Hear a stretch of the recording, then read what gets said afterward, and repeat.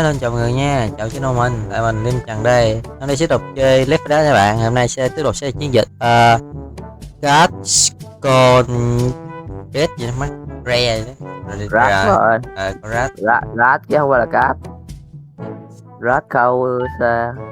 rồi Rat câu sao gu tiếng Anh mà nói toàn map tiếng Anh không chịu khó chịu rồi. Phải liền đi máy bay rớt kìa. Tôi nghĩ hoặc cục chúng ta nên miễn nhiễm hoặc chúng ta đã quá hên luôn. Ít nhất chúng ta những cái thành phố này đến thành phố khác nè, mình là mấy thằng này mày biết sao không, nó được gọi là cá thể đặc biệt hay gì tụi nó nhiễm á, tụi nó vẫn là giữ con người bình thường nhưng mà tụi nó sẽ tiết virus ra bằng cách là sẽ tiết virus ra bằng hơi thở, đồ ăn, thức uống, nói chung là mồ hôi, cái gì cũng liên quan, nó liên quan tới nói là nó đều tiết ra virus chứ. Cốt truyện của đó là gì, khốn nạn thật sự các bạn.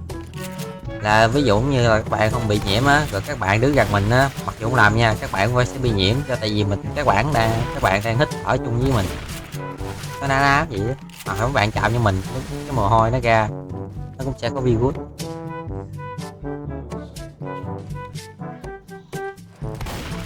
Đi đâu rồi? Biết không? Ủa dưới đây có tầng hầm nhốt cho em nè. Ôi Bữa còn đường ta đi. chỗ đây chữa tiếp tế thêm đồ. Có khác quá gì đâu vậy. Ủa lúc đó là mẹ gì? Có gậy ống chài nè. Đi đâu nữa vậy? Đâu có đi à. Ở lên. Gì? Tao thắc mắc á là mấy con kiến nó chui vô cái ấm nước kia mày. Thôi. Gì? Tao thắc mắc á là mấy con kiến nó chui vô cái ống nước, cái ấm nước là chi nhỉ? Em mỗi lần nấu nước cho phê là sữa là có kiến trong đó. Có đường trong vậy sao? Cái ấm này tao rửa rồi luôn á. Mấy sao bóng chày rồi cái đánh bóng chày này nó OB nè. Quất con cái con Hunter chết luôn.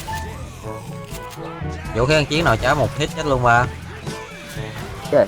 Vũ khí ăn chiến nào trả một hit chết luôn. Đó bữa cầm chiến kia nào đánh con Hunter nó 2-3 hit nó mới chết. Ngày sao chứ tao thấy tao cầm cái nào tao đánh một hit một chết rồi.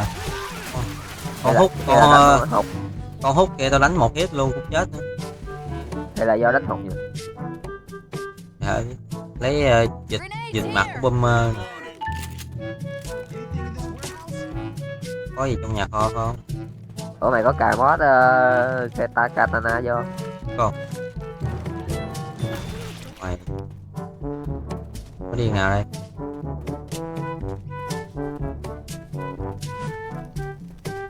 Lấy bom xăng đi mẹ.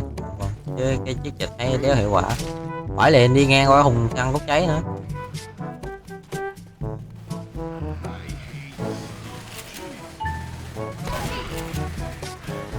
Cố mày đã cố.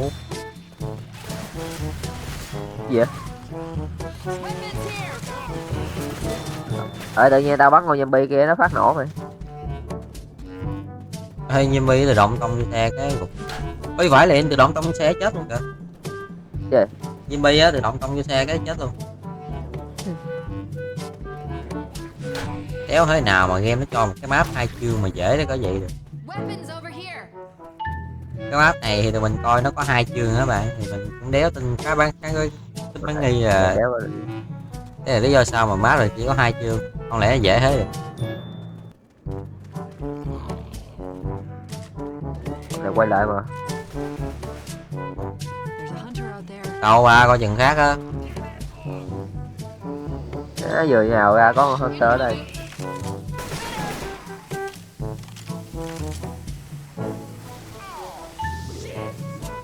Ê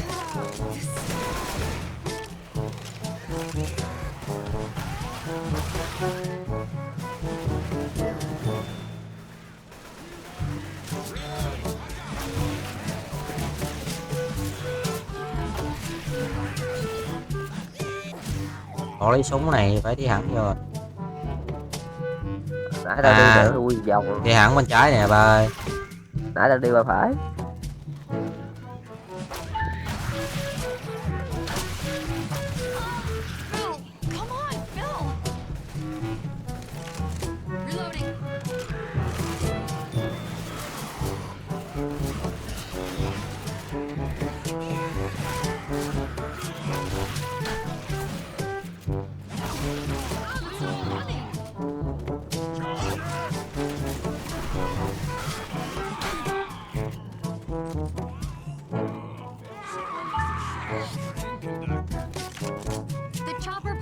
Là có súng bắn tỉa nè.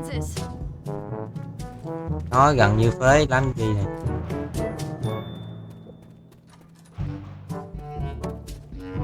Nè ở đây nè bạn. Đập chiếc xe ơi nè. Đây là em đập chiếc xe. Không. Nè ở đây nè. Không phải không ta? Đúng rồi. Băng qua sông bằng cái cầu kìa. Ủa sao giống như cây cầu mà mình đã vượt qua ta? Ủa không?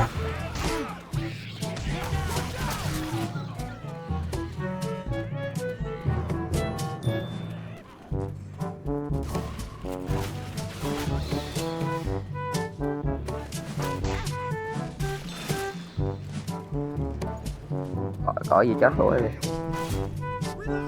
Đường lại xuống ta. Ê mày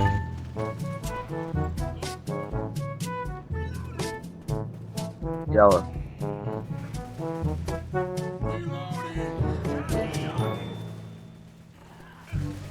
băng qua cây cầu á, có chuyện game kêu băng qua cây cầu. Băng cái đéo nào trong video từng tục.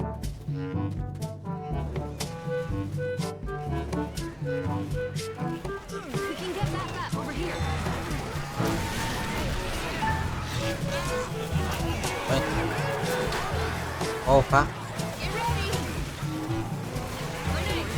Nó đại là bắn súng thành công. Đi ra đó lên.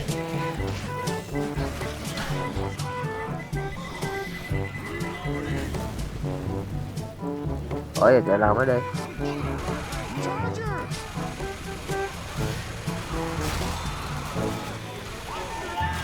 có gì điên nào. À, cái cậu đây nè, nhưng mà nó chưa hết lửa. Ủa là mày mới bắn hả? Ừ. Mày mới bắn gì lại đi. Ủa cháy hết nó mới được đi nè. Ai biết đâu. Bắn xong nó gì đó. Phải liền.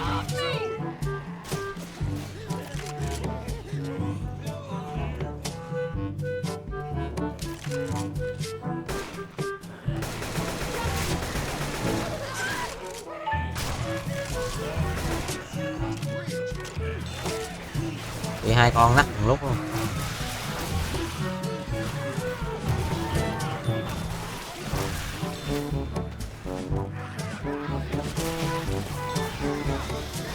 Bây giờ cái nó mở thông ra đường đó rồi. Đây. Ơi. Cố. Mấy thằng này đổ vọng má để đâu khi nào chết rồi nó mới tính. À, cầm shotgun này đi bắn liên thanh á, nhưng mà nạp tự nhiên.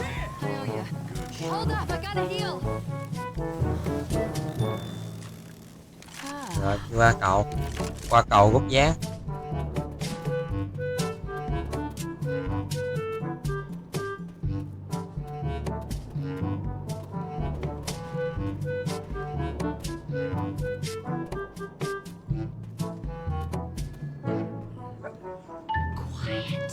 Yên lặng, tôi nghe hết tiên quyết. Có kêu mình yên lặng trong đó zombie vậy nè.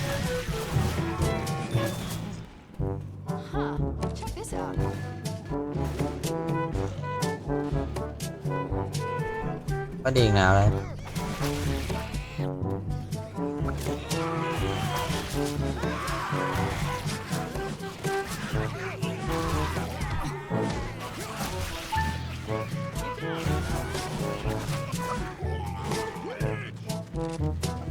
Ê độ không?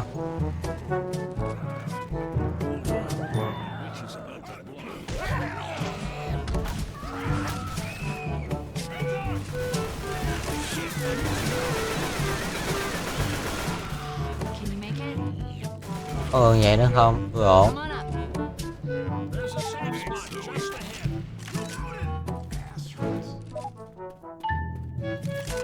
Cho hầm tài, chưa ống tin gì nữa.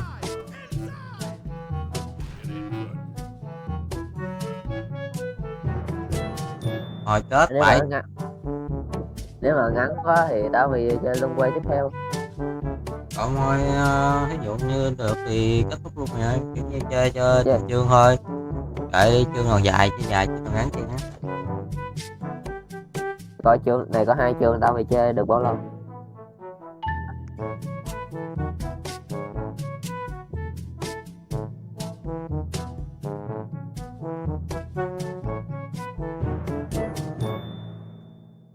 Good. Riverside must be up ahead.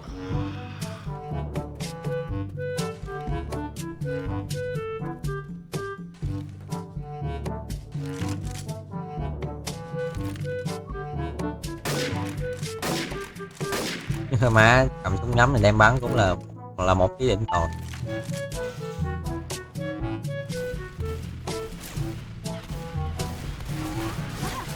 Stop it already.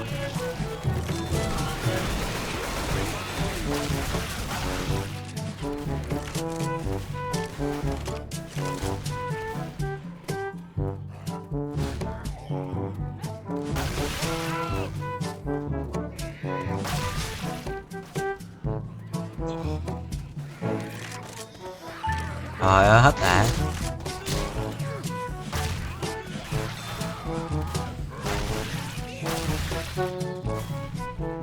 Có bình xăng làm cái gì nè?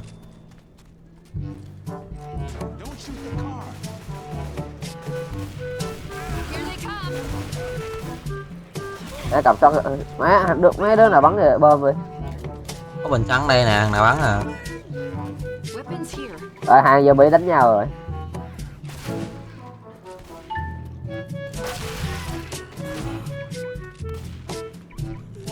Cái tao đi lạng lách qua 2 xe kêu.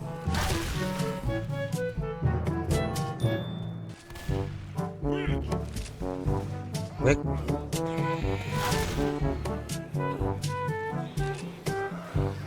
Rồi con Quyết nó gượt mày à? Đâu? Tao bắn nó, tao làm gì nó đâu.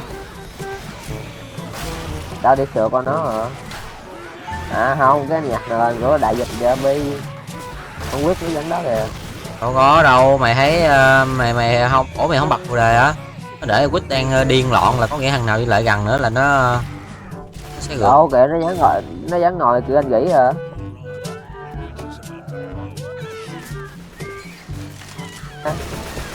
Đã đang yên đang lời. Sát quá. À, tao với thằng kia đi lạng lách qua rồi. Mày đi lạng quách ra bắt đầu nó ngồi đó nổi cơn điên rồi, nhưng mà lúc đó mình đi xa cái tấm đéo gượt xong rồi cái gì. Thì bởi vậy xong rồi tới lượt thằng kia đi trúng mày lại bị. Ừ. Mẹ, Lúc lúc tao đi lại tao thấy nó đứng lên này, tao đi lẹ lẹ qua thằng đó đi sau thằng đó lụm.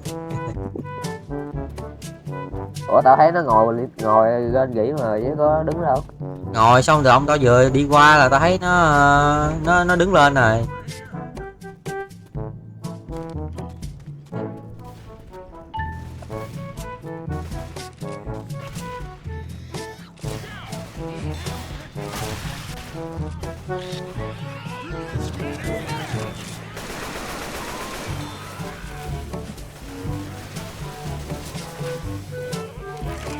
Reloading. Jockey.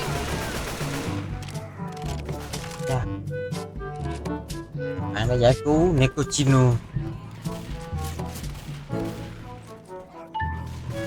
Á, hai hàng xã hai băng đạn shotgun này cái cho con Quyết không biết sao vậy. Xả vô nó nằm luôn. Cái map gì mà rộng thế.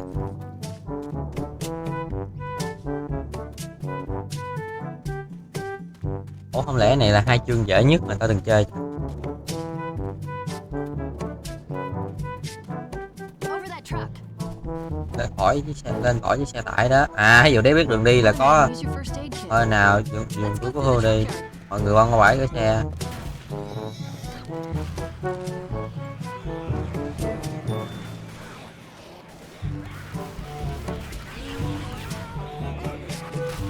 Như khu này đéo tầm thường mày ơi.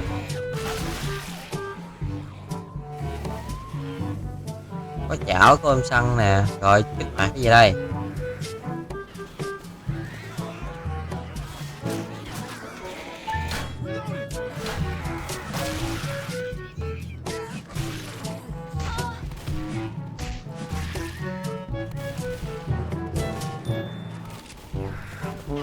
signals here. Powering it up. This'll just take a second. Come on, generator. Come on.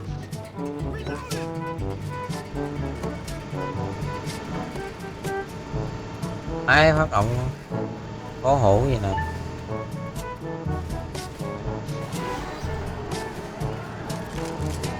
Ủa khởi động cho cái nào vậy?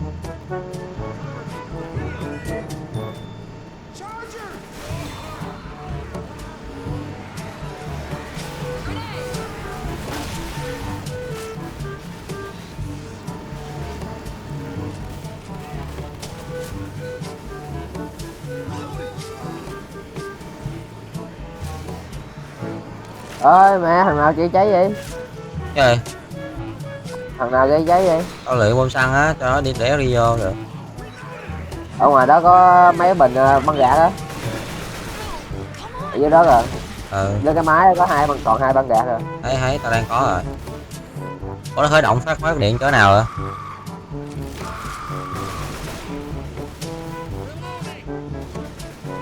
Cố thủ mà cố gắng sống sót đi.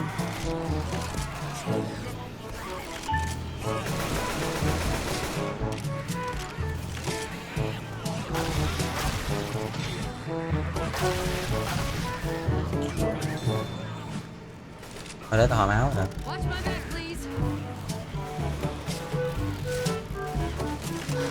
Ok. Francis!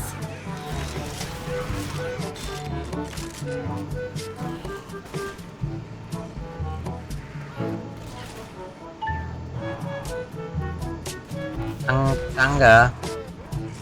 Muốn tăng đâu vậy?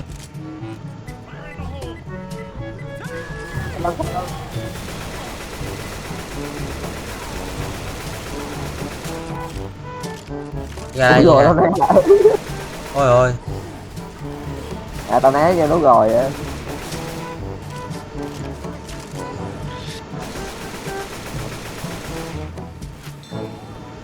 Reloading. Tao chạy tao né lạng lách cuối cùng nó vượt nó chuyển qua dí mày.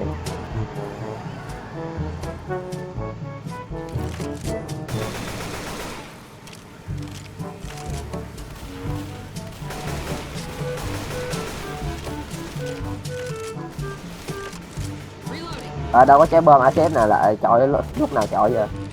Thì thường chỗ nào đông quái với luyện vô nó bu vô một chỗ nói chung để lật hướng.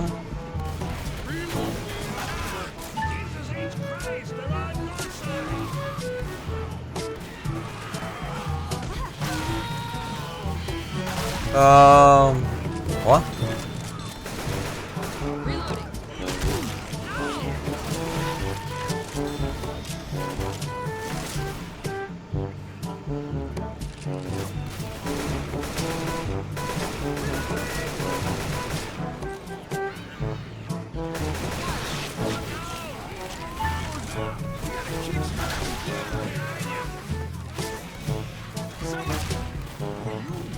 à đang sửa chiếc xe hả, đang khởi động chiếc xe hả?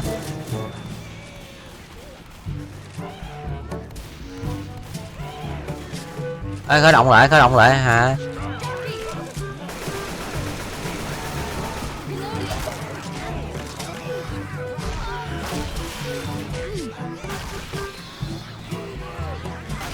Khởi động lại chưa? Rồi.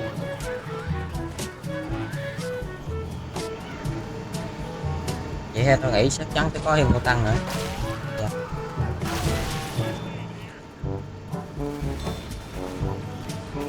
This first aid will help.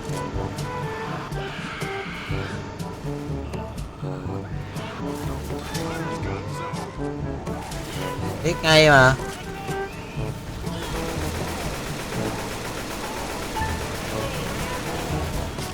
Ui Rốt. rồi lạng lách.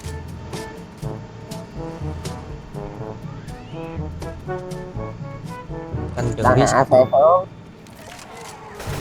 Đang hạ xe xuống chứ không phải là đến lúc chạy rồi. Here we come. Ủa có này cứu nó không? cố đi. Rồi đây đây là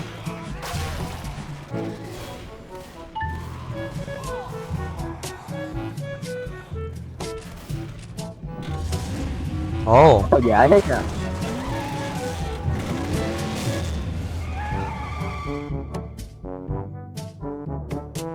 cái người đã sống sót trong hot. What the fuck? Video mới được 20 phút à? Yeah. Mới được 20 phút à? Té vào khi là khỏi. Chắc không khỏi thôi mày ơi. Rồi mai quay tiếp tục, mai mấy chưa? 5. Đâu, coi tiếp theo. The John, Dead Thor nữa. trạm thu phí, vãi liền, dịch bệnh còn trạm thu phí nữa. Quay Hiểu. một. Thì ok, video như lúc đây nha bạn, các bạn. Rồi tới cống ngầm, rồi nhà thờ, rồi thị trấn, rồi nhà hiền, kết thúc lại là hiền nữa rồi lên. Cái video có thúc này các bạn hay mua like, share, rồi đăng ký chuông, nhiều thông báo cho đồ nha. Còn giờ bye, hẹn gặp Đúng rồi video mate. sau, bye bye. Đây.